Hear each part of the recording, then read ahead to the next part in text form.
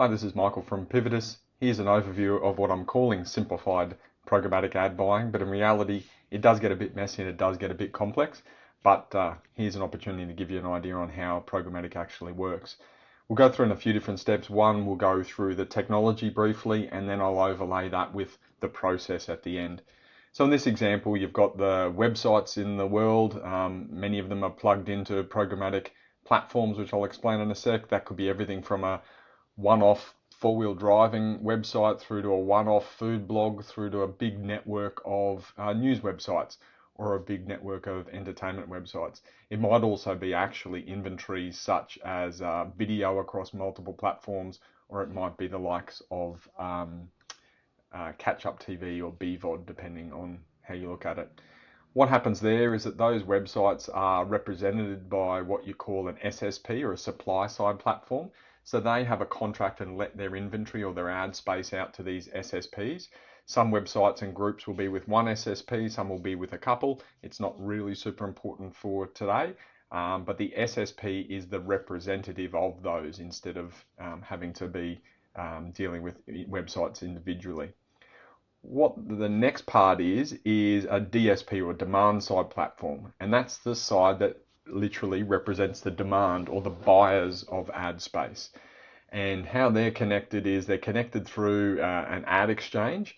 We'll skip over that a little bit for today just to keep it super simple. But if you just think of DSPs and SSPs relating to each other, that will make things a bit easier for you. So some of the biggest DSPs around are Google's DV360 as an example. It might also be the Trade Desk, or it might be MediaMath. But they're the platforms that represent the demand side. And we'll show you how they do that in a sec.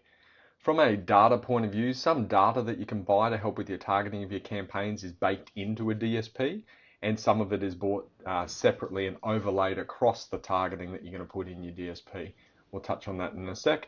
And then the final pieces of the puzzle are your trading desk or agency and the advertiser.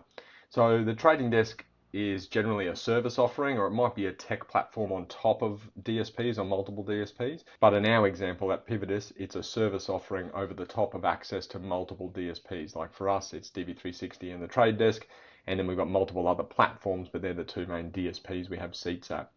An agency might be your general media buying agency. They might have their own trading desk or their own seats at DSPs, or they might not. They might partner with a specialist. That's often the case with the global agencies, where you'll see one brand as a media agency and one brand as the trading desk. They have internal charge rates between the two of them. It's actually a little interesting model if you scratch beneath the surface there.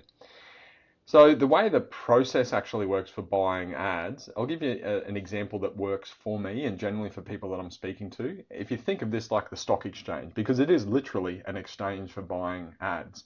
If you think of a stock exchange, and I'll give you an Australian example, a big supermarket chain called Woolworths, and me, Michael, as an individual, if I want to buy shares in Woolworths as a company, I don't just ring up Mrs. Woolworths and ask to buy the shares.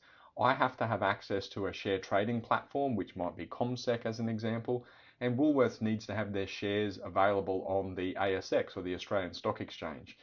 Then what happens is CommSec and the Australian Stock Exchange are doing the deal back and forward and the paperwork and the money, but at the end of the day, Michael, the individual, ends up with shares in Woolworths. That's very similar here.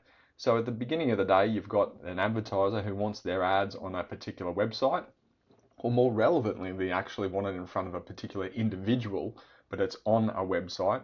That's where it ends up. The advertiser's creative ends up there, but I'll show you how it's done. So the advertiser's briefing the agency or the trading desk just generally as you brief TV, radio, whatever it might be, outcomes, budgets, timeframes, creative, so on and so forth. Once that's agreed upon, the trading desk uploads that into the DSP. There's certain parameters for the targeting, the prospects details, the media type that you're looking for, whether it's display, video, whatever, native, whatever it might be, is sitting inside the DSP. Also, the creative is in there as well too, and importantly, the price you're willing to pay per 1,000 ads or per individual ad. Then what happens is out here, Jill Blogs is out there and goes to a particular website. She clicks on one page and goes to another page of the website. While she's transferring to that second page, there's not actually an ad sitting there waiting for her. What happens is that website pings off a message to its SSP, And the SSP then has all the details necessary, such as the type of website, the vertical that it's on, the device details, the time of day, the geography, so on and so forth of that particular person going onto that website. It then sits there, and it also has the price that the client's willing to accept for it. It then sits there, and we'll just give a header bidding example just to make it super simple, although I know header bidding is not simple, but it will make it simpler here. And we'll say that they are asking for $1 for that particular ad. Those SSPs will go out to multiple DSPs and say, we've got this particular person in this location on this website and all this other data. Would you like to buy it? These DSPs bid in real time for that particular inventory, and the winner, in header bidding case, the one with the highest bid, is the one that secures the ad. There's a contract formed between a DSP and an SSP just for that one particular ad, for that one particular price, and within the click of a finger or the click of a button, the creative is moved from the DSP through the SSP and is onto the website as dual. It moves onto that second page. So then there's a contract and all the reporting goes back the other way, but that's how the process actually works. Starting from the advertiser here, briefing it the trading desk then setting up the buy in a DSP and switching it on and waiting for bids to become available through these SSPs and ads placed on these websites.